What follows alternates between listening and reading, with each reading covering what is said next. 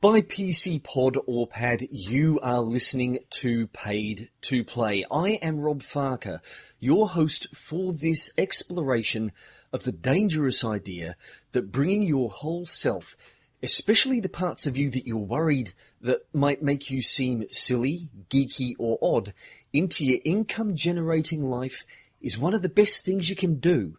It might not be easy, but it is easier than we think and even fear. And with the help of my guest for this episode, I would like to show you how. Now, I have begged my guests' indulgence because before we actually get into the chat proper, I want to do something that's a little bit tricky. I actually want to try and explain the hobby of role-playing games and my guests' particular place within that hobby. So, rather than try and compare role-playing games to other mediums, as tends to happen a lot, instead, folks, I would like you to close your eyes and I would like you to imagine something. I would like you to imagine a place, a land, a realm, a world. Maybe it's a mystical realm of deep forests, stone castles, searing deserts and soaring mountains, filled with strange creatures and mystical beings, stout dwarves, slim ethereal elves, and brash humans, like perhaps Middle-earth of Lord of the Rings and The Hobbit. Maybe it's our own modern-day or recent history, just with some of the details subtly or even grossly changed. Whether those changes involve vampires, werewolves, mages, zombies, aliens, or super-powered folks in capes, masks, and spandex tights.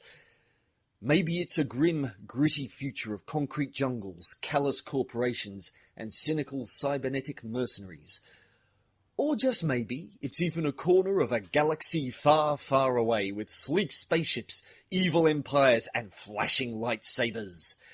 Go with your taste when you're imagining this world, but no matter what, where, or when, this realm that you're imagining is full of peril and challenge.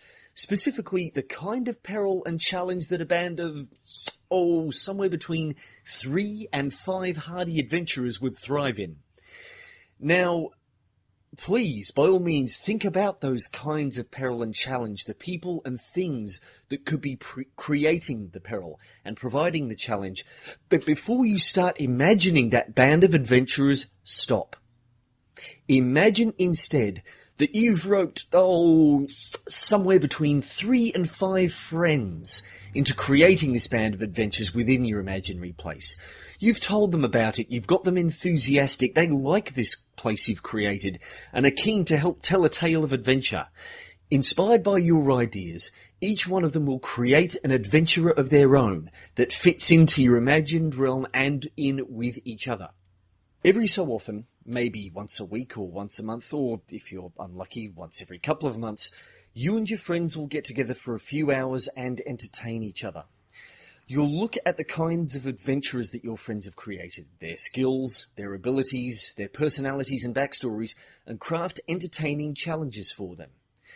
Your friends, in turn, will entertain you by not just employing the skills, abilities, resources and equipment of their adventurers to overcome your challenges, but also by bringing the character of their adventurers to life, portraying their personalities, developing their friendships and enmities, making not just clever decisions, but those wonderfully short-sighted, emotionally driven, spur-of-the-moment choices that make good comedy and gripping drama.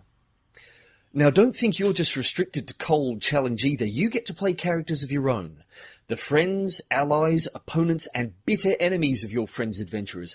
The kind of characters that keep you and your friends coming back to your favourite book and television stories because you love them or love to hate them. Now, of course, in the midst of all this group imagining, there is occasionally some conflict as to who exactly gets their way when they say what happens next. Also, sometimes there's a need to bring just a little bit of extra tension, a little bit of spice to the proceedings. And one of the best ways of doing that is by making it a game.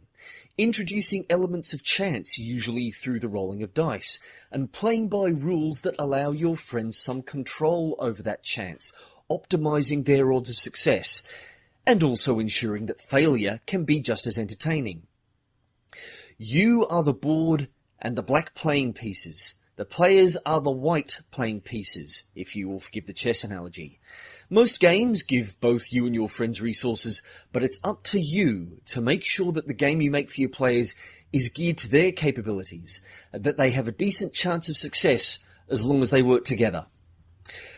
What I have just described to you is the role of the Game Master, and as you can imagine, it's a pretty complex, involving, and incredibly rewarding one.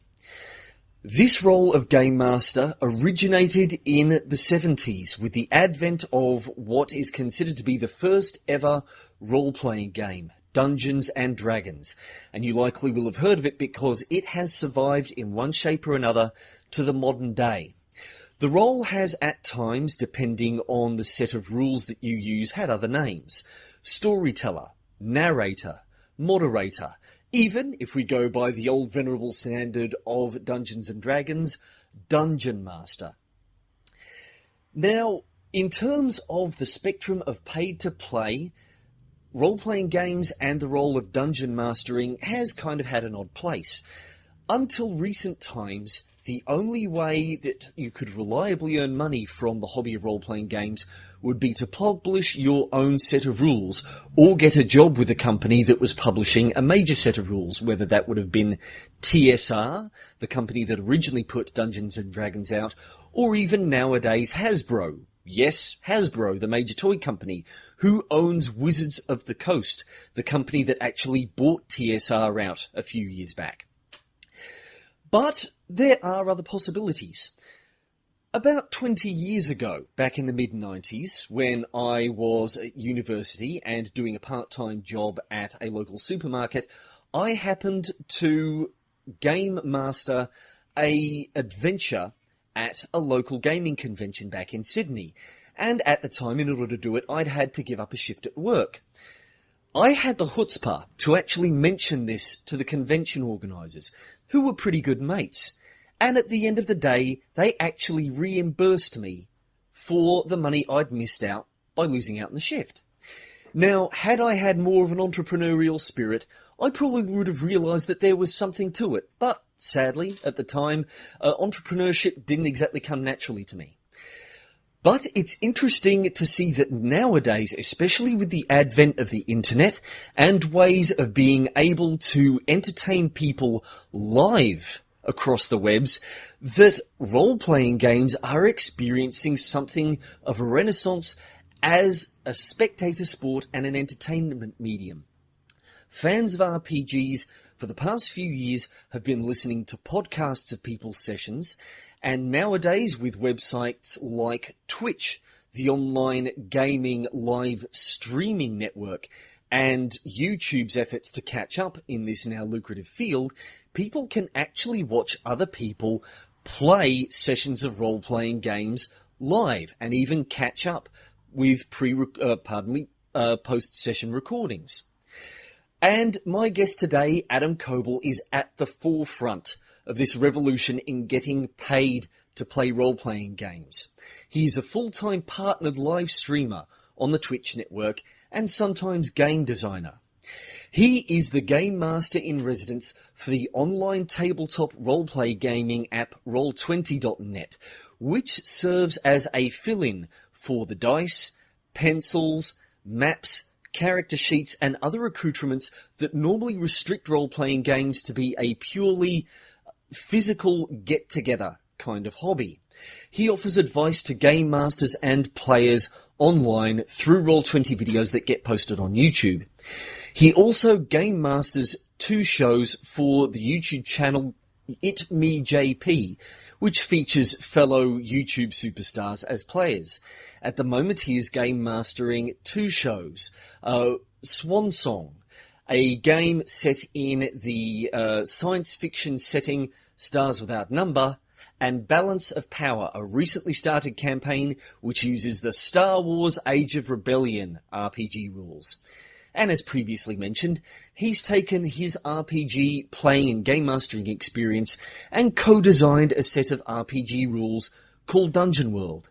These came out a few years back, and after their release, the powerhouse board gaming website and community Board Game Geek awarded Dungeon World a Golden Geek in 2012 for Best Role-Playing Game.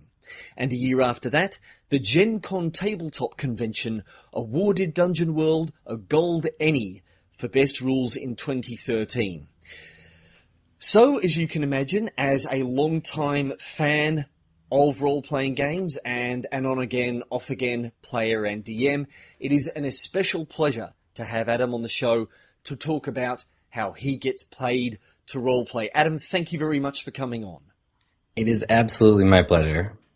So, imagine for a second that once this chat wraps up, I give you a magic ticket, which is good to allow you to go and do one thing that you've either been looking forward to doing or looking forward to getting back into, as well as a magical rearrangement of your schedule to give you enough time to do that thing properly. What would be on your shortlist to use that magic ticket on? Well, the great thing about this particular fantasy is that it would be a way to expand on the time that I have. I think that what often gets overlooked when you get into a field that's as content focused as mine is that as a person who creates content all the time, you often miss out on it yourself. I'm often asked on social media, hey, have you seen this new show, or have you checked out this new streamer? Are you keeping up on these movies? Have you been introduced to this new streaming community that's starting? And my answer is so much more often than I'd like to be, no, because I'm so busy creating content. So what I would do, I suspect, would be to split myself into the person making things and a person that is able to sit down and spend 4, 5, 6 hours at a time watching the kinds of things that I'm now creating. I think there's a massive pile of content out there, and the more we focus on creating it, the less time we often have to absorb it. I know what you mean. I've spoken with many people who've been in that similar situation. I mean, one of my earliest guests was a fellow who started his own comic book store, basically because he and his girlfriend didn't have regular, reliable access to the comics they wanted to read. And as a result, he's seen his own comic book reading time cut drastically short. So, what would be some of the things that you'd be especially keen to catch up on? Well, I have a lot of time. It's interesting. I have a lot of time now to obviously play games. That's makes up the majority of my time. But it's the other things that have sort of fallen by the wayside. I would read more books. I would get back into reading manga. I would watch more anime. Things that I had more leisure time to absorb earlier. I find that with both myself and a lot of my peers, we're experts in the media that we're adjacent to. Because so much of Twitch streaming especially is about both the kind of simultaneous absorption and presentation of a piece of media. So we're experts in those things, but we can't be experts in everything. So when I hear some of my friends and peers talking about the things that they love, my reaction is often, I wish I had the time to engage in that thing, but it's just sort of outside of my wheelhouse right now. Yeah. It's fascinating because I'm surrounded by all of these incredibly passionate people, and we all are focused on media in one way or another. And so having opportunities to hear passionate people talk about the things that they love gets me excited about them. But then I realize there's only 24 hours in a day if I anticipate sleeping. So, I do have a long list and a large pile of books I'd like to read and TV shows I'd like to catch up on. I can imagine the frustrations there. It's not fun when the things that you love doing prevent you from doing the other things that you love doing as well. But yeah, I think that's sort of human nature, though. Like everybody has to ultimately set aside time for the things that they love, and some of us have more time for casual engagement with those things, and some of us have to engage with them intensely. And yeah. There's only so much human experience available to a person as you go through your life, but there's an infinite amount of amazing things to absorb and be interested in. So you just kind of have to pick the ones that you love and leave the rest to somebody else. True. Now, most gamers, if you ask them, usually have a fond memory of the first time that they discovered or were introduced to the hobby of tabletop role-playing games. Do you have such a memory, and can you tell us about it? Yeah, I've been playing role-playing games since I was quite young. I think I was probably 10 or 11 or so. And as so many people, I was there's sort of an oral tradition of role-playing games that happens less and less now, and sort of more before the advent of the internet. But for me, it was an uncle of mine, kind of growing out of his Dungeons and Dragons books. He was moving, and in the move, found these games, and was like, okay, well, I'm gonna pass them along. I'm gonna take that torch and give it to the next generation. And obviously, it worked. You know, I've been playing role-playing games for almost 25 years now. And it's always been something that's been important to me in some degree or another, but certainly not with the intensity both of focus and of time as it has been in the last few years. So, from the sounds of things, your experience, rather than sort of getting involved with a group or discovering it through a friend, was, well, basically your uncle handing off. And all right, look, I have to ask. I have to have the geek out moment. What were the books that you got given? So my uncle gave me a milk crate of advanced Dungeons and Dragons books from '77, I guess, and so a mix of those, some beat up dice, and a handful of heavy metal magazines, which I can tell you, for a 10-year-old, is not an appropriate thing to be handed. I should not have had those at that age. But that aside, I was very thankful for the D&D books, and despite the rule set being incredibly complex and much more than any 10-year-old's brain can handle, you know, and I think this contributed to my eventual sort of discovery of design as a factor in gameplay, in that I had to sort of engineer what I expected the game was without having to take apart Gary and Dave's very unusual language.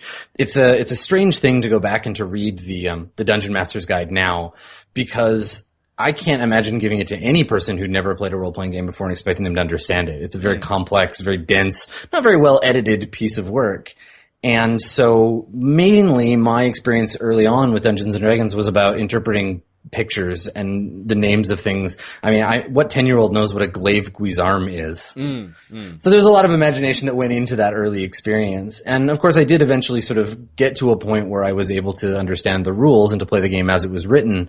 But by that time, I had been exposed to all kinds of other role-playing games. And I really sort of came into my RPGdom around the kind of height of the White Wolf, Vampire the Masquerade era of tabletop role-playing games. So I have a lot of sort of fond memories of those games, despite, again, they're kind of being part of a long lineage. And thankfully now, sort of at this point, I can look back at all those games and see them for both their strengths and weaknesses. And we have so many more role-playing games to have access to that you know, that sort of linear path back to Dungeons and Dragons isn't quite the same for people who are getting into tabletop games now. There are a lot of people who are coming in from all kinds of different angles, and we all have a very different experience with that. Yeah.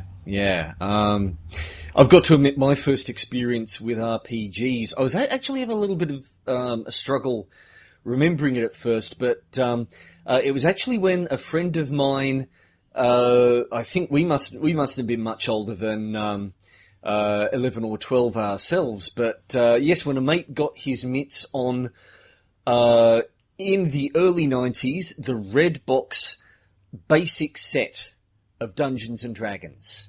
And I still sort of halfway remember, you know, looking through it and kind of playing it, and especially with the way that the adventure was presented, looking at it and thinking, hang on a second, this is kind of similar to the fighting fantasy choose your own adventure books. There's you know, this, if you choose this path, go to this thing, or if you choose the other path, go to that thing kind of layout, and being sort of semi-disappointed by it, because I don't know how, but I seem to have gotten this idea of RPGs that was, you know, close to the actual, you know, improvisational format that in most cases it actually is. And thinking, you know, hang on a second, what, you know, I don't know exactly what an RPG is, but I'm pretty sure this is not it. Actually, I think I remember there was a Transformers back in the mid-'80s, someone put out something that was marketed as a Transformers role-playing game, and it was basically a choose-your-own-adventure book for one person.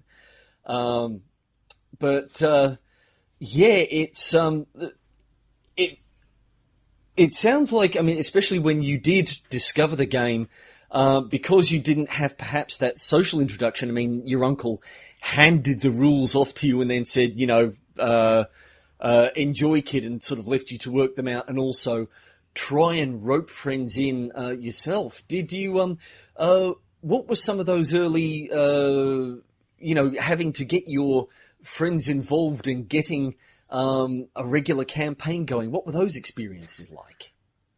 I think the thing that happens with a lot of new players or with new groups is that the person that's most invested in the game, which at that point was me because I was the only one of my friends that ever played it, ends up becoming the dungeon master, and the buy-in for them tends to be quite a bit higher. And so getting players to play at least, once or twice isn't as difficult when you tell them, well, I'm doing the hard job. So all you have to do is, follow the rules and I'll tell you what happens. Yeah. Obviously some games have developed where that, structure of authority has changed a little bit, but definitely early on it was just a case of roping in, my best friend and my brother and whatever cousin I could find to try out this strange thing that I had discovered. But I do think that in a lot of cases, people's first experience with role-playing games tends to come from being friends with someone who's already experienced with them and having that experience passed on, saying, we have a weekend. Does anyone want to learn how to play Dungeons and Dragons? I'm already an expert at it, but I'll teach you and then you can play. And if they get interested, then they might become the dungeon master for the next group of people. So there's this sort of spreading out from DM to DM as the game kind of moves through people's game consciousness. Mm-hmm. So when did you first, from the sounds of it, you've had long experience with role-playing games, as you have mentioned. When did you first encounter the opportunity to actually get paid to be basically a role-playing game content creator? Was it through creating your own rules or joining a company, or did something else happen? So there's been several kind of very important factors in independent role-playing game development in the last, say, 15 years, where the advent of a website called The Forge, sort of an RPG theory website, yes, created a lot of brand new game designers, really started talking about game design from a independent sort of non-corporate standpoint, because as you said before, really to get into games development prior to that, you had to be someone who was willing to work your way into a company, right? Into your White Wolves or your Steve Jackson Games or your Wizards of the Coast to be able to say, I am a game developer. But the combination, I think, of the internet putting game developers together or would-be game developers together, and then for me, especially the advent of Kickstarter as a platform to monetize those designs outside of a corporate structure was what made all the difference. I would definitely not be where I'm at now if it weren't for those two things. One to make it possible to connect with other designers, and the other to make it possible to make money off of it. Because it was certainly in the sort of old way, the pre-Kickstarter world, it was possible to develop a role-playing game, put all the money up front to have it published, lug your boxes to Indianapolis for Gen Con, buy a very expensive booth, and hope that someone would buy your game. The marketing tools weren't really there. You could buy an ad in Dragon magazine if you wanted to, maybe get on a trade sheet, maybe someone at Gamma would notice you. But the impetus was really on all of this front-loaded effort. Whereas the world that I came into, and I'm absolutely blessed by being in this technological space, the world I came into had Twitter and Kickstarter and the realm of building that brand before the game is even sold. So that when we kickstarted Dungeon World, people were asking us they were like, when are you going to Kickstarter? When are we going to be able to buy this game? Because we'd done all this work in the social media space prior to that moment. So, for me, I think that, and this is something that I think is true of a lot of people, that the more you play role-playing games, especially in an analytic mode, as a game master often has to be, the more you play these games, the better you understand them. You start to understand why the rules are written the way that they are. You can start to pick out good games from bad games, well-designed games from less well-designed ones. And so the road from experienced game master to game designer is actually a lot shorter than most people think. A lot of GMs will come up with house rules, or they'll say to their players, hey, this rule for this particular thing doesn't seem quite right to me. What if we changed it this way? And so they're already designing games.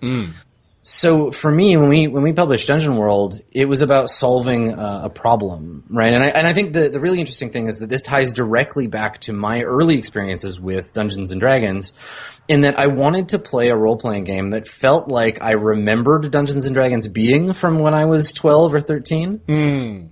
And so when you think about, and there's a lot of sort of narrative theory that kind of goes into this, but when you think about your memories of playing a game, or really, if you've never played a tabletop game, you think about your memories of playing any game, it's not often the mechanical elements of the game that you remember. You know, you don't remember that you rolled a 20 and then did 15 damage. You remember that you got a critical hit and that you killed the dragon, and you remember the fictive stuff that comes from the rules. And we had developed as a hobby to this point where the most popular version of Dungeons and Dragons was a 400-plus page massive rule book with rules for every conceivable situation, and it was easy to get the story, which I think is so fundamental to playing role-playing games, lost inside those rules. So you spend a lot more time looking through the book, you spend a lot more time looking at modifiers rather than thinking about what's the next cool thing my character is going to do, what's the next exciting thing I'm going to get to entertain my friends with. Yeah, it's something I have noticed happen quite a bit. In playing RPGs and sometimes, you know, watching the odd session being played, is that what's going on will sometimes devolve into this argument as to how a bunch of rules interact, and it's resulted in a cliche that appeared within RPG circles of what you call the rules lawyer. When someone gets so invested in the rules and the control that they give to that person, that, you know, any potential misinterpretation of the rules, or, you know, someone's statement which conflicts with what they, you know, this person's read in the book, you know, it triggers a fear response. They sort of feel threatened and then wind up, they don't want anything to proceed until they get, you know, perhaps not the issue sorted out, if not just being, they want to demonstrate that they're right about what's going on, and that, you know, their reading of the rules should be followed. Which is, yeah, as you mentioned, it is kind of sad, and it does, perhaps it reflects on the many ways that a role-playing game can be enjoyed, because there are people out there, and let's face it, especially with those complex rules systems, they do become a hobby in themselves, and there's nothing perhaps invalid about being invested in the rules and the wonderful Rube Goldberginess of how they interact. But yeah, I guess it's when you do have that conflict between someone who does have that investment, either just because they are interested in the purity of the way everything fits together, or because they have that investment in the sense of control, when it immediately butts up with just this sense of getting lost somewhere and telling an involving and entertaining story. It's, you know, it's one of the things that I've seen. It's turned something entertaining into something frustrating and friendship breaking. Sure, and I think that that's a byproduct of role-playing games both coming from a background of wargaming, right, with chainmail being a development of medieval combat rules that eventually became Dungeons and Dragons. So we come from a competitive space already, even though role-playing games are often posited as the game, like there's no winning in role-playing games, which I disagree with. I think that any game that has a way to play correctly and a way to play incorrectly is going to have an element of that competitiveness, but it stands in almost direct opposition to the idea of people having a conversation together about an imaginary fictional space.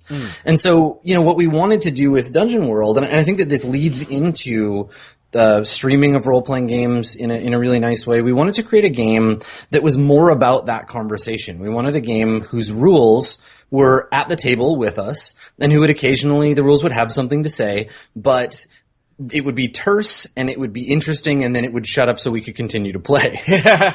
Whereas a lot of role-playing games, the more rules it has, the more wordy that game becomes, and then everyone else at the table shuts up while the rules tell you several paragraphs of what's going to come next. We wanted a game that felt like D&D. We wanted a game with elves and wizards and magic swords and grand adventure. But we wanted the game to say, in moments of conflict, here's the next thing. Isn't that exciting? What are you going to do about it? Here's the next thing. What's that about? And to prompt the players to think creatively about the story that they were telling, which, as a byproduct, makes the game a certain kind of fun to play, but also a certain kind of fun to watch others play or to hear about them playing. Which is what led me into playing these games and to GMing the games on Twitch, because the game that we had designed, Dungeon World, was run by another GM, Stephen Lumpkin, as part of the Roleplay R&D series, which is what got me involved in that whole world, which I had never really been a part of or known about prior to Dungeon World being run on the show. Okay, now I've got to admit, I think we've perhaps taken a little bit of a hobbyist's digression in terms of RPGs. It has a tendency to happen. Indeed, it does when you get at least two enthusiasts together there, But I guess the one thing I did want to talk about in light of what we were just discussing, you did mention that Kickstarter was in itself a key component in you getting paid to play, and from what I gather, from what you've just told me, Kickstarter and Dungeon World were kind of intertwined. Is that true? And can you tell me a little bit more about that process, how you discovered Kickstarter and put your project up, spread the word about it? I mean, and one thing I do find, and I hate to kind of go off on a tangent that perhaps informs the main conversation, with Kickstarter, the projects that tend to work, I've noticed on Kickstarter, are the ones that come from people who do already have that social media profile and that sense of existing success and trustworthiness. Like, I think I actually just saw yesterday, I happened across a news update from Chaosium, who are the publishers of a long-standing, venerable RPG, which I think does date back from the late 70s, early 80s, which I'm sure you're aware of, Adam, called Call of Cthulhu. And they used Kickstarter and another platform to crowdfund the 7th edition of the Call of Cthulhu RPG. And I think they had a goal of something like $30,000 on Kickstarter and made something like $500,000. Because, again, and of course, my semi-uneducated opinion on this is because Chaosium and Call of Cthulhu are both known brands. They've got people, a huge fan base behind them, who probably discovered the thing through an interest in, if not RPGs, then through H.P. Lovecraft's writing. So there was that massive momentum there that they could tap into for a Kickstarter campaign. How did you guys tackle that issue of making sure you gave your Kickstarter campaign the best odds of success? And, tell us a bit about that. Sure. So I think we were a part of kind of an early, certainly Kickstarter and role-playing games on Kickstarter had existed prior to Dungeon World. But we were part of sort of an early batch of role-playing games that really kind of hit it big and kind of helped develop Kickstarter as a place for indie developers to sell their game. And it's become, like you said, even companies like Chaosium are putting up projects on Kickstarter now. It's sort of normal to see that happen. I think the most recent one that I backed was a new edition of Unknown Armies, which is a game that hasn't seen the light of day since the mid-'90s. Wow, that is a blast from the past. Never right? played it myself, but heard a lot about it. Yeah, it was the more punk rock mage, the Ascension. But we're seeing that happen more and more. There was a Kickstarter for a reviving of RuneQuest, so a redo and rescan of all the old RuneQuest books.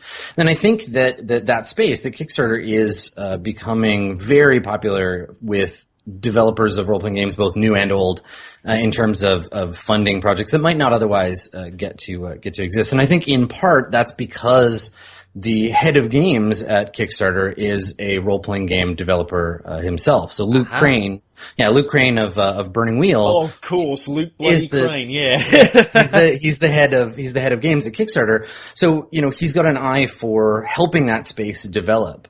He's an incredibly smart guy, and I know he's been interested in that as a space for years. So for us, as to how we kind of got into that, was that we developed Dungeon World more or less in the open. We spent a lot of time talking about it on a forum called Story Games, which is a kind of post-Forge forum for talking about small press indie games. And we had talked about the game, talked about our development of it, got people interested in it. We're doing a lot of our playtesting out in the open. And then both Sage, my co-developer, and I were fairly active on Twitter and on Google+, which strangely, seemingly invisible to the rest of the world, is like a hub for role-playing gamers. Google Plus is full of them. It seems to be the only people that use that. Role-playing gamers and marketers. So, we developed the game kind of in the open in those spaces. And so by the time we got ready to kickstart the game to actually publish it, people were already sort of clamoring for a print version or for a finished PDF, and we're happy to kind of buy in.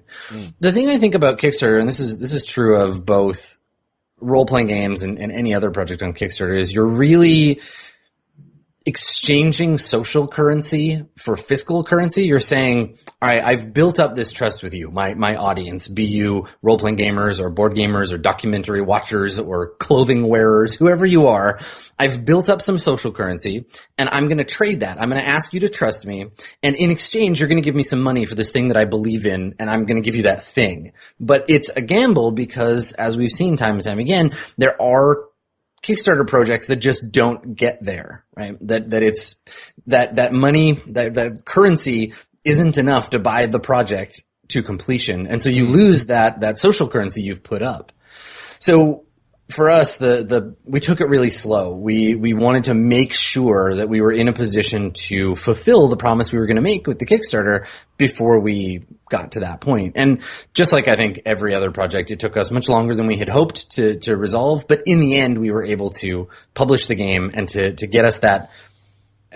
It's called Kickstarter for a reason. To kickstart the business is such that now the copies of the game pay for themselves, and it's not something that we need to worry about, and we can look kind of forward instead of handling all of the details that we might otherwise in a world where Kickstarter isn't a thing. So I absolutely vehemently believe that Dungeon World wouldn't exist if it weren't for Kickstarter and for social media being what they are. Yeah. And of course, the gaming community responded to Dungeon World fantastically. You did pull those 2 awards that I mentioned earlier on. And perhaps some of my audience might not be familiar with the powerhouse brands that Board Game Geek and Gen Con are for the Golden Geek and the Any Rewards respectively. But, for us who are familiar with the names and familiar with the field, tell us a little bit about what that was like, A, getting nominated, and B, pulling off those 2 wins, the 2 gold awards there. Yeah, it's funny because the kind of analogy here is it's like winning an Oscar and a Golden Globe in the same year.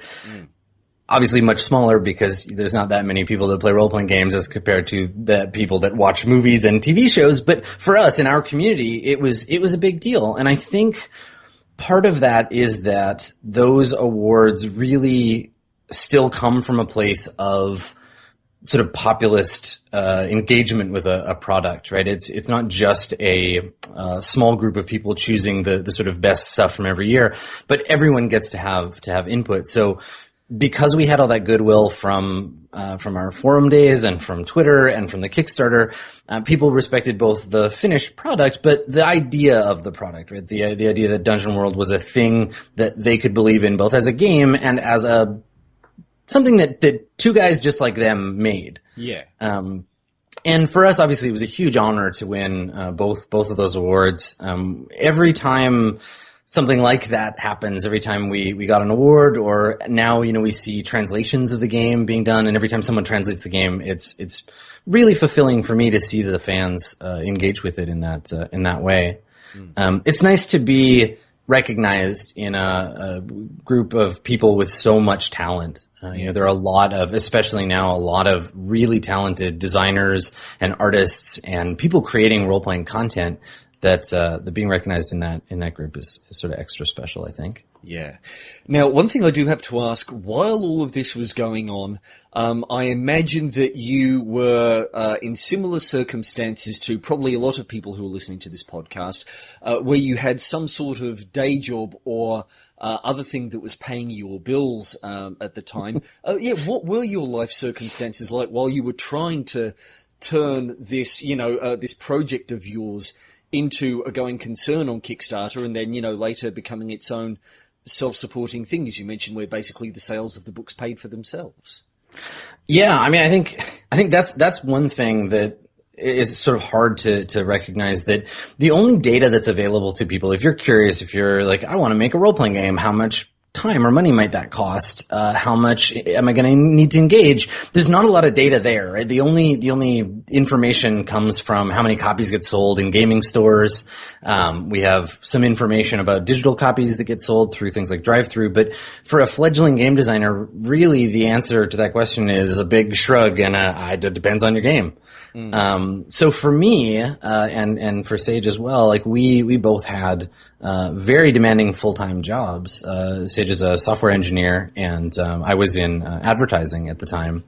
And they took up, the standard 8 hours a day. So all of Dungeon World was very much a labor of love. And even after, publishing and winning some awards and everything, the additional income that came from Dungeon World was nice, but certainly wouldn't have been able to pay the both of our rents. No. The tabletop role-playing development still has, I think, a bit of that. If you want to do it for a living, you need to work at Wizards of the Coast kind of going on for it. But people, I don't think, realize that most of the folks that work at Wizards of the Coast don't just work on one thing. The people on the D&D team are often part of the board game team or part of the Magic team. And I don't know that I know anyone that does role-playing game development exclusively as their full-time job, especially as an independent developer. And I think that's just a matter of the economics of game design, right? And we're creating things that people will use over and over and over for countless hours.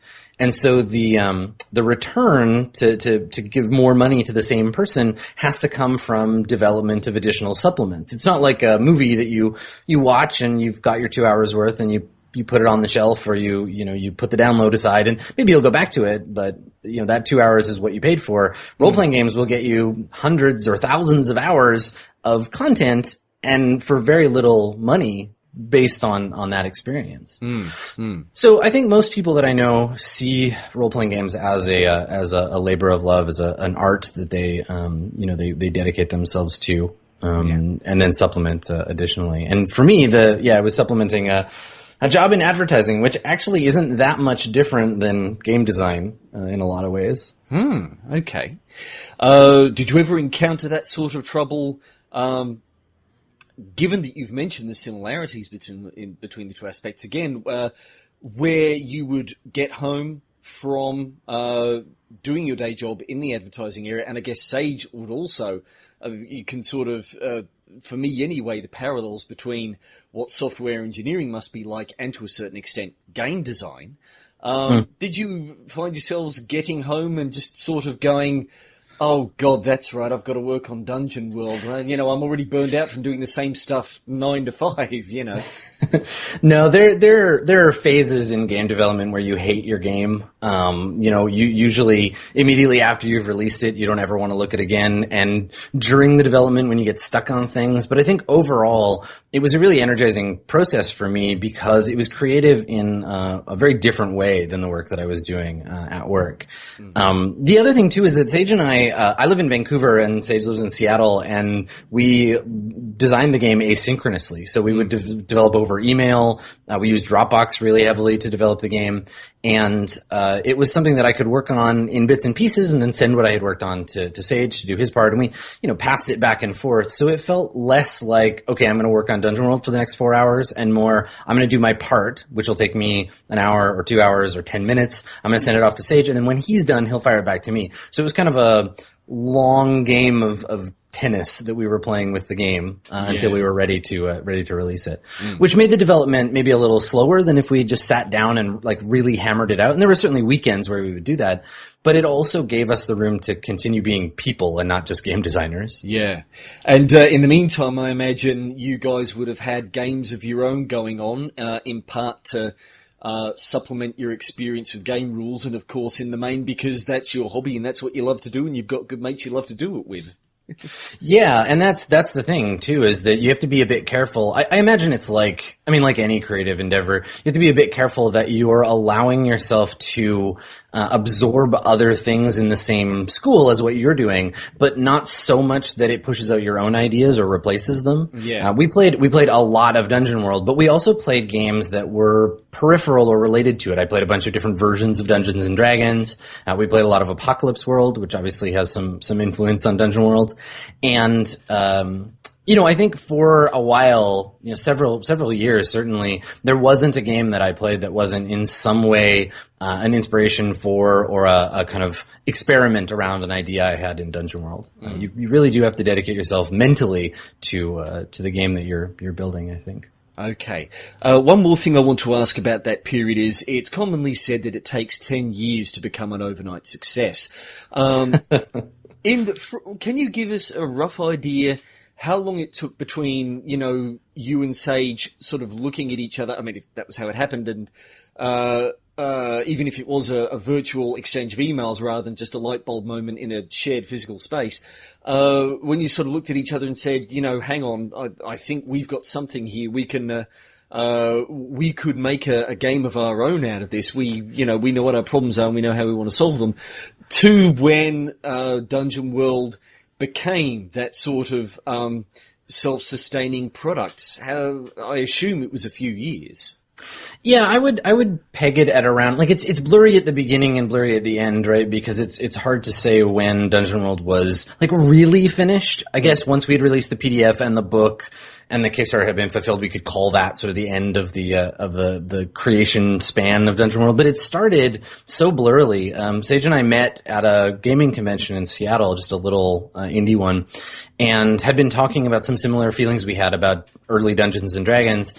And I think that at some point after that conversation, we realized, hey, we should make a game out of these notes that we have. But that period was 6 months or so of just casually emailing and talking about some thoughts that we had about games. I would say all in all, somewhere between 2 and 3 years for the development of the game, which is interesting because I think that a lot of people will come to me and ask, about how to publish their own role-playing game, and often these stories come saddled with I've been working on this role-playing game for 10 years, and I'm ready to go to Kickstarter, and what do I need to do? And it's so hard to hear that because that's very much this sort of old mentality of how game development worked, where you would just work on this thing that you loved for 10 years and then spend a bunch of money and publish it and hope someone buys it. But it's still the same, even though we have Kickstarter available to us. You can't just take your notes sight unseen and make a Kickstarter and expect people to back it. You need to get that space ready first. Yeah. So I don't know. I don't know that there's a kind of normal amount of time for a role-playing game to develop, but certainly in the sort of modern space, the distance between the start of development and the Kickstarter itself feels to me to be much more in line with what other people's experiences than it might have been in the past. So, moving on then, how did you first encounter Twitch and being able to stream a tabletop role-playing game session online? What was that first step of the journey to where you are now as a full-time bill-paying Twitch streamer? So my earliest kind of I was aware of Twitch as a property, certainly prior to any engagement I had with it directly. Obviously, I knew of it through its previous incarnation as Justin.tv.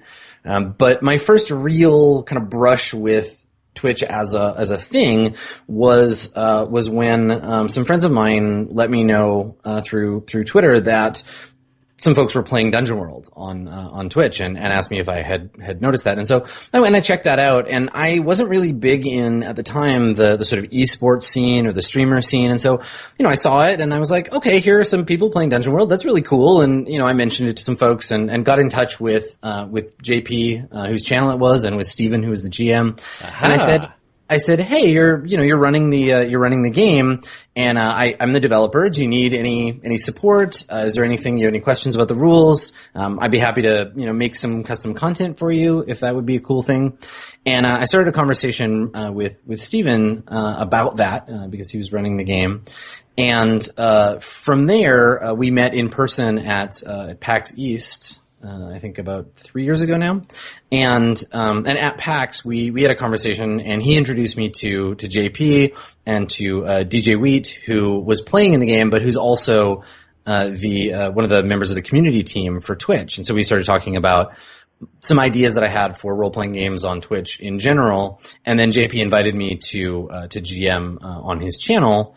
And Swan Song started shortly after, and we've been doing Swan Song for almost 2 years now. So it's something that expanded quite quickly for me, but I knew from the get-go that I was interested in being a part of in some way or another.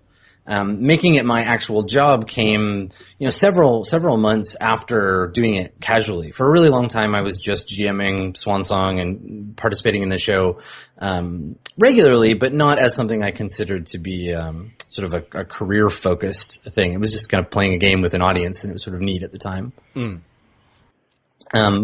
But obviously it's developed pretty significantly since then. I think both, my part in that world and the world itself has expanded a great deal since I got involved in it. Yeah, Twitch does seem to have become a modern phenomenon. I mean, so much so that YouTube is frantically trying to catch up and present its own offering for there's similar kind of live streaming. Yeah, there's a bit of a spurned lover situation there, because Twitch was courting both Amazon and Google, and eventually they got bought by Amazon, and so Google, I guess, was like, well, we don't want to be out of streaming altogether, so we're going to go and try starting up YouTube gaming. And so there's been this sort of ongoing back and forth between those two, trying to kind of like stay on top or take that place, I think. So, yes, you were basically describing that for a while there you were just being the game master for Swan Song on this online channel, doing it, having fun. And I imagine there must have been something of a learning curve there, because although on one hand you're an experienced game master, you've designed your own game, I've dabbled very occasionally with streaming myself, and there is certainly a technical learning curve at the very least when you get involved with the software that you have to download onto your computer and set up what the stream looks like, perhaps include graphics or your logo and a frame around it, and a view of, especially if you're streaming a video game, the view of what's happening on your screen, and including the view from your webcam so that people can see your reactions as you're playing the game.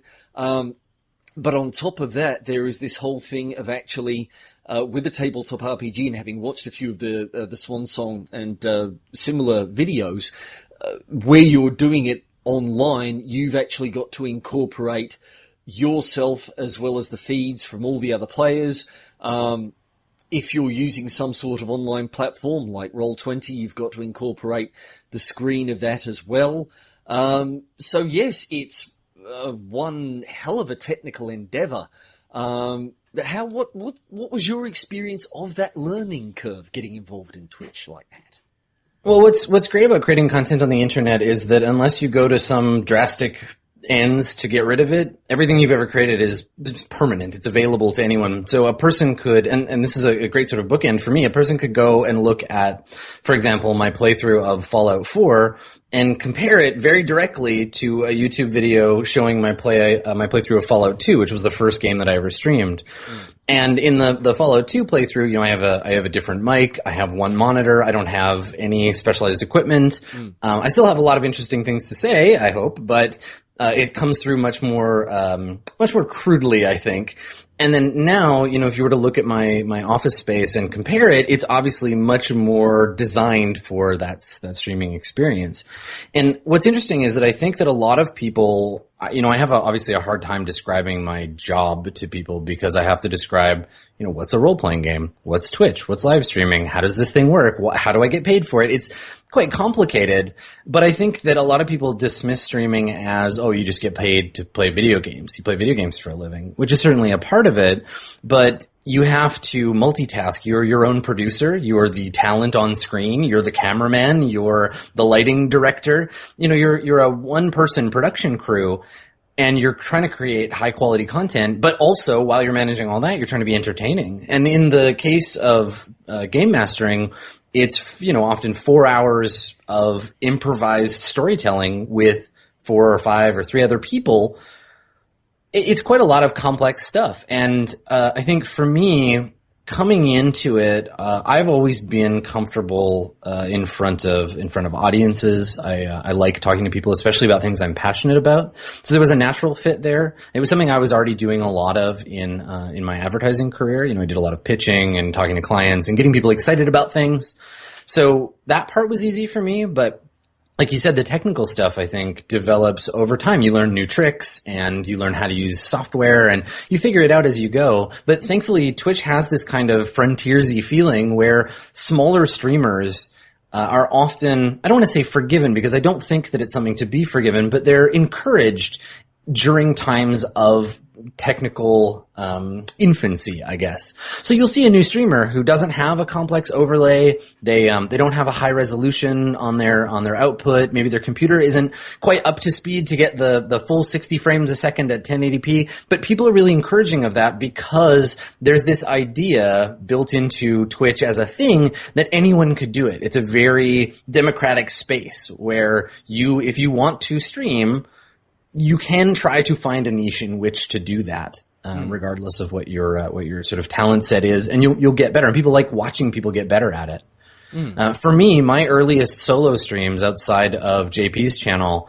were supplementary content for Swan Song. So people were getting interested in parts of the game that they didn't get to see. I think that GMing, game mastering, is still kind of a mysterious business. I think it's something that people see as a bit mythological. They say, "Oh, I love playing Dungeons and Dragons, but I could never be a dungeon master. That's too much. I couldn't do that." And I think that's a product of the sort of oral tradition of it being handed down to you, sort of like Excalibur.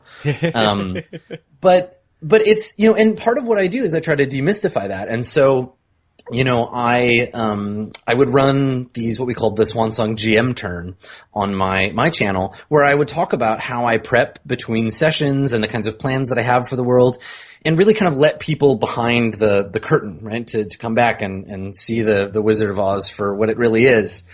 And so people started to get really excited about that, and there was a point where I was really excited about it, and I was spending a lot of time doing it, and I realized I wasn't really happy in the job that I was doing, and I wanted to take a break. Right? It was like, I think this happens to a lot of people, the hiatus that becomes a permanent thing.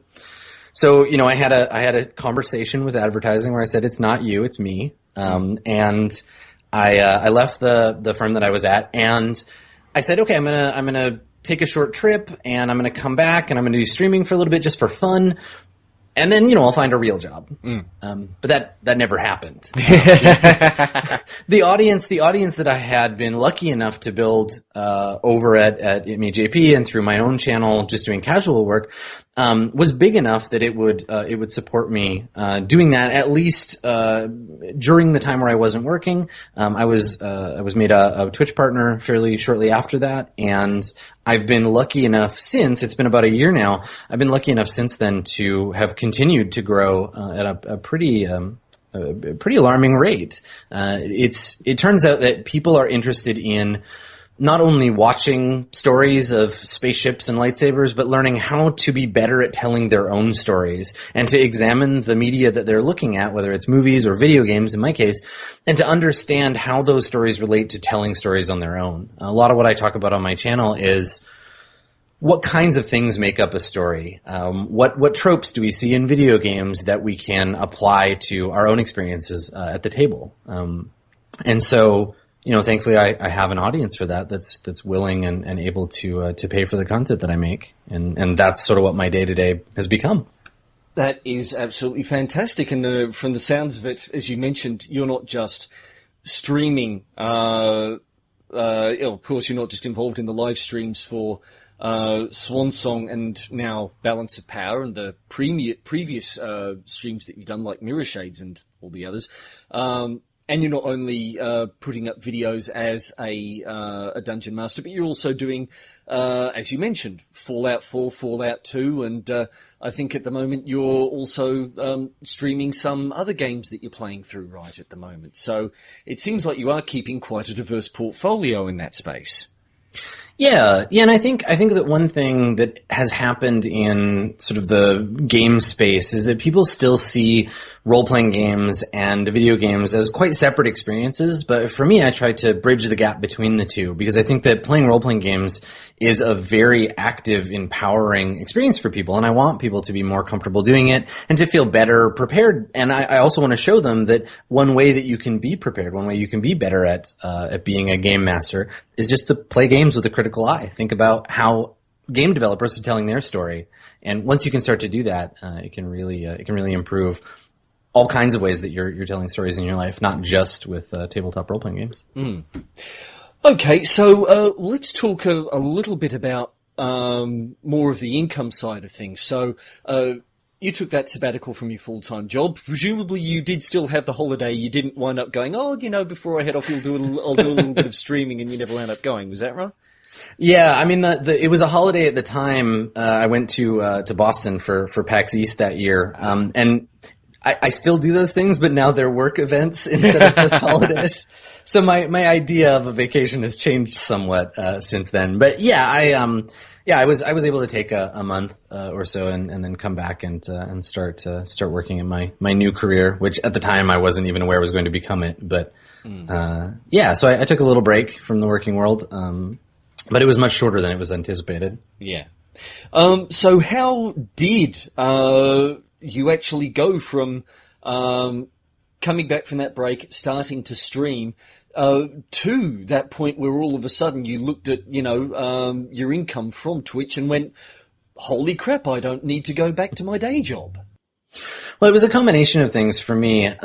In March of last year, Roll20 had put out a call for a game master in residence. They were looking for someone who could create Twitch and YouTube content to highlight their software, which we were using already for Swan Song and for Mirror Shades. And they wanted someone who had expertise with the Roll20 system and who was comfortable producing streams, and I on a both a lark and also the fact that as soon as it was announced, I had tweets for days from fans who were saying, like, this is perfect for you. You just quit your job. Do this. Like, this is the thing you should do. So there's a bit of kismet to that. And so I applied, and obviously that became something that I was doing regularly and that I continue to do. But also with Twitch, every partnered streamer will feel me on this, that there's a date where you can consider it sort of your Twitch anniversary. And that's when you go from being a casual streamer to a partnered streamer, and Twitch reaches out to you and says, we'd like to give you the opportunity to offer your content on a subscription basis to your fans. We'd like your fans to be able to pay you. And of course, us as Twitch. Of course. So mine came in February, actually just before I left for that vacation. And by the time I had gotten back, I hadn't even really had an opportunity to talk about it on social media that much. I had several hundred subscribers who were, happily ready to subscribe to my channel for whatever content that I wanted to make. So I've been really lucky in that way, in that I was able to build a community off of what I was doing for itmeJP. And I think that there's this sort of fostering that happens in Twitch where newer subscribers, or newer partners rather, will get highlighted by larger ones with bigger audiences, and then some of their audience will get interested in their content, and we kind of spread that popularity around. And so, I wouldn't be certainly in this position if it weren't for the opportunities afforded to me by other bigger streamers, JP particularly. And when you mention February, are you talking about February this year? It would be a year ago, February, so 2015. Yeah. So you have basically been doing this as your full-time gig for over 14 months, or around 14 months now. Yeah. Fantastic. That is incredible. Take us through a little bit. I mean, you've mentioned already the kind of workload that you face as a streamer, all the roles that you have to fulfill in order to make sure that the stream looks good, sounds good, and ideally is performing well between yourself and Twitch's servers. What is a day or a week in your working life at the moment like? So for me, I have a mix fairly evenly, sort of, I'd love it to be 20 hours of each thing, but it's really not. I tend to split my time with about 20 to 30 hours of sponsored content, which is to say content that I'm doing for Roll20 or shows that I'm doing for itmeJP. So I have that content that is about half my time, and the other half of my time is spent on my channel directly, so creating content for that. An average day for me usually includes 5 hours of content on my channel, so live end to end from the moment my camera goes on to when it goes off, and 4 hours of content for Roleplay or Roll20. And around that as well, I'm spending time every day editing for YouTube. So taking the raw video that I put out to Twitch and cutting it up and putting it on YouTube for folks who aren't able to watch live.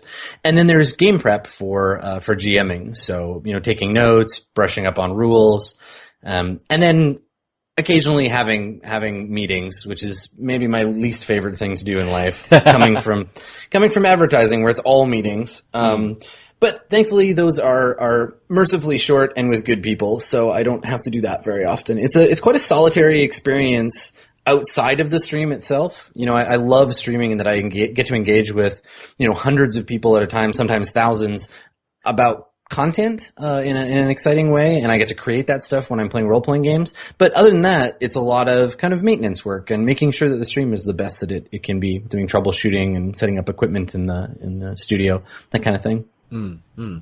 I work a lot more now than I did when I had a quote-unquote real job. But it's also much more fulfilling. There wasn't often a 10 or 11 hour day at my office job that would go by without me noticing. But, now it's pretty regular that I'll say, oh, I sat down at 8 in the morning and it's 7:30 and the whole day just flew by. An ideal that many, many, many of us aspire to. So, we have, of course, talked about your success up to this point and, the work that you've had to put in. Looking forward, Adam, have you got some things, either plans just over the horizon, or perhaps things that, that you're hoping that you'll be able to get to do, using that cliched phrase, moving forward from here? Well, I mean, I want, obviously my main focus is on my Twitch channel and the opportunities that are afforded to me by way of it. So I spend a lot of time using it to engage with my audience and to build a real community around the folks that spend time in my channel. And so that will always be for me priority number one, right, is to improve that space and to kind of drive that forward. But, I spend a lot of time going to conventions, getting to meet fans face to face. So I hope to continue to be able to do that. And I've actually started a new series. It's just on YouTube right now called Office Hours. That's a bit of a call-in show for game masters to kind of impart my advice. It's an experiment in a shorter form of content. Each episode is about an hour long. And I've been thinking about, and maybe this is something you have some experience with, I've been thinking about turning the audio from that show into a podcast, which I haven't done before. So I'm working on that as a project. I think I'll probably do that once I have 10 or 11 episodes under my belt and ready to go.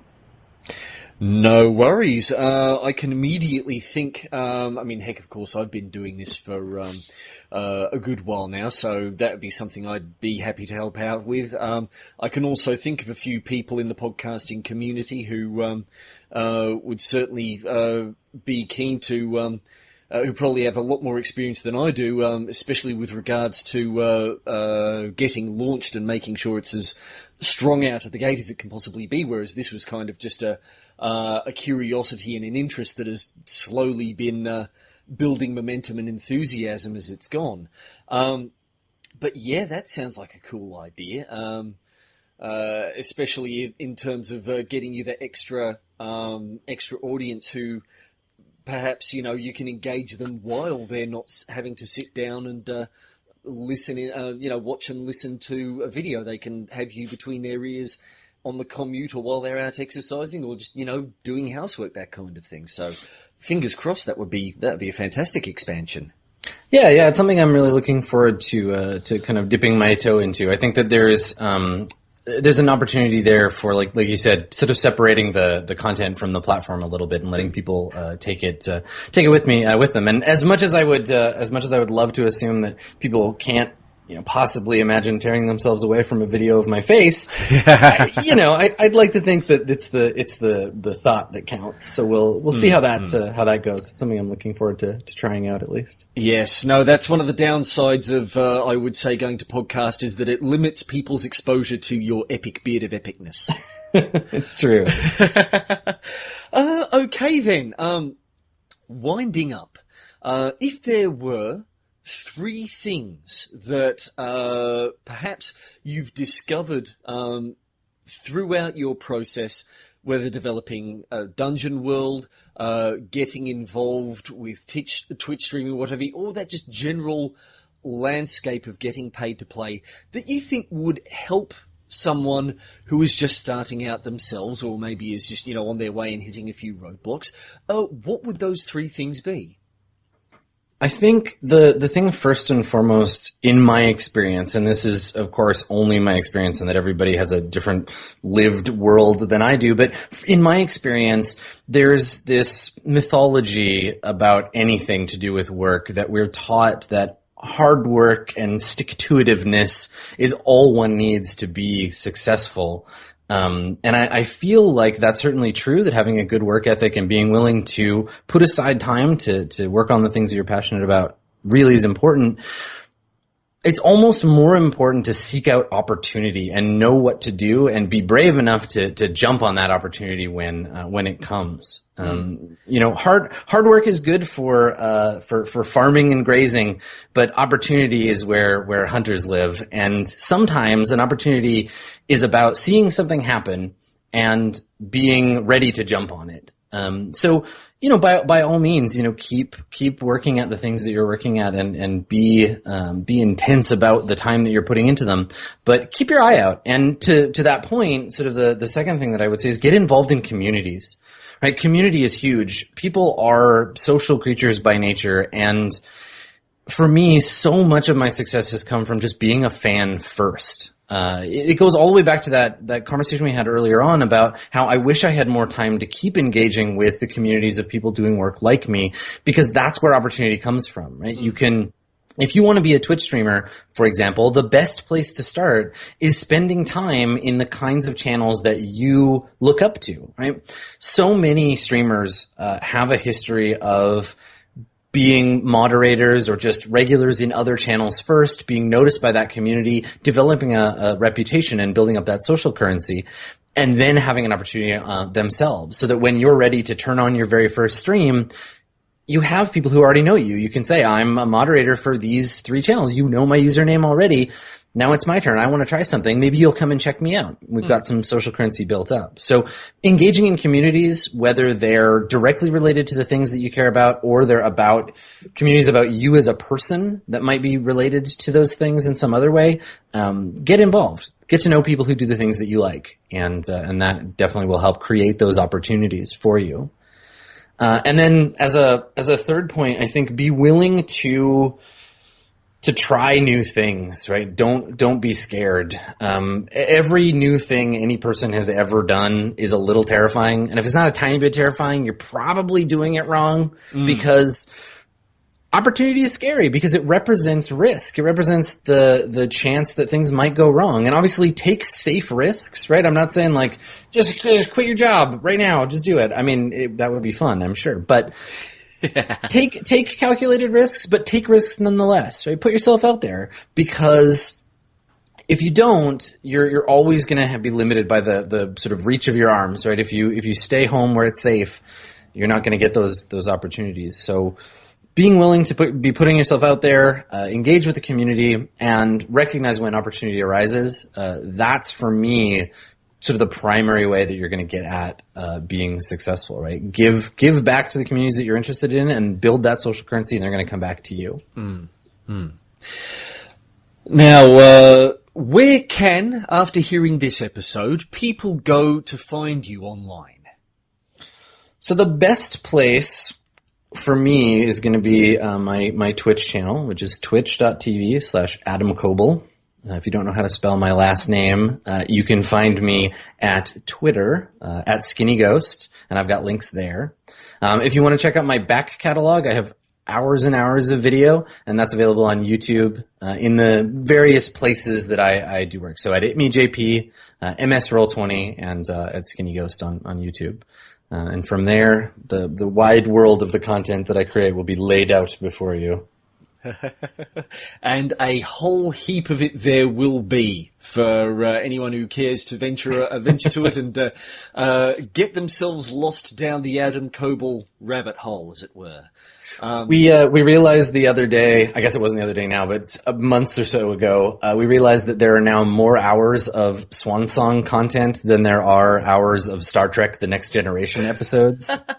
So take that, Jean-Luc Picard. That was a strange realization to say, if somebody wants to watch all of Swan Song, settle in. There's 150 hours to go.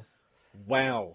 That is bloody incredible. Well, look, congratulations to yourself, of course, to everybody who has been involved on your journey. And I just looked it up. To Sage Latore, your co-designer on Dungeon World, to everybody you've had involved in Swan Song and now Balance of Power, and all the other previous games that you've done. And thank you very much once again, Adam, for coming on Paid to Play. It's been lovely chatting with you. It's been an especial pleasure being able to geek out with a fellow hobbyist, although I have to confess, in a hobby that I have struggled with a lot of the time. Discovering folks like you who, actually share your gaming sessions. And I think perhaps one of the biggest hurdles to RPGs, it being something, of an oral tradition, of course, and something that you can only really experience, at least up until recently, by getting a group together or finding an existing group of hobbyists and trying to get involved. It's hard to get an idea of what a successful, entertaining RPG session looks like. Folks like you, remove that hurdle. People can now go and see, also, this is what this hobby is about. This is what it's really like. And holy crap, this is a bunch of fun. This is how this is how you go about making it entertaining. So that is an incredible service that you folks do, and I am very glad that you have found a way to monetize it and especially make it your full-time gig. I'm particularly proud to add you to my list of Venkmans, those courageous, chutzpah-laden people who have gone into business for themselves on an oddball opportunity. Well, I'm very happy to have been here and been able to talk about it a little bit. I think that, like you said, the thing that is often scariest for people or hardest for people when they want to get into tabletop role-playing games in some way or another, whether they just want to play or they want to learn to GM or they want to start their own Twitch stream, is that they don't necessarily have access to other people, because it's a team sport. So there are tools now, thankfully. Roll20 has a built-in looking for group tool, and there are communities on Reddit and on Google Plus where you, listener, can go and start your own role-playing game right now. And there's no worry of having to make sure everybody can get together. You can play with people from all over the place. And to that end, you should, right? My main goal as a content creator is to get people excited about things. And role-playing games especially, the best way to get excited about them is to play them. So that I hope, if you are listening right now and you've been thinking about maybe playing some Dungeons & Dragons, you'll go out and you will do it, because it's super fun. I've got a copy of the Pathfinder rulebook wending its way to me by mail at the moment, and with any luck I will be game mastering a bunch of mates across Roll20 and the internet, because 2 are local and 2 of them live in Melbourne, which is about 3,000 kilometres away from me. And sometimes even with local people, I've found that just getting them together in one place at one time, when transport and other factors are involved, it can be like herding cats. So sometimes services like this do actually help you out, even when in theory you'd think you'd have no need of them. So yeah, I will, with any luck, I will be doing that soon and working hard at making it a success, and we'll see where we go from there. Well, good luck. Thank you very much.